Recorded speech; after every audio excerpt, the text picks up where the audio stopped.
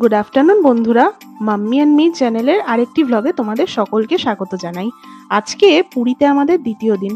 সকাল থেকে খুব জোরই বৃষ্টি পড়ছিল, কিন্তু যেইমাত্র বৃষ্টি থামলো আমরা ভাবলাম চলো বেরিয়ে পড়ি কোণারক মন্দিরের উদ্দেশ্যে। আর এই কোণারক মন্দিরে যাওয়ার পথে আমরা দেখলাম এই সুদাম স্যান্ড আর্ট মিউজিয়ামটি, যেটি আমাদের ড্রাইভার কাকু বললেন যে আমাদের নিশ্চয়ই দেখা উচিত, কারণ এখানে স্যান্ড দিয়ে অনেক রকমের আর্ট পিস করা আছে। আর এখানে দেখো কি সুন্দর বুদ্ধা, সিংহ, ভারতের তাজমহল ছিল, এখানে যীশু খ্রিস্টকে দেখা যাচ্ছে।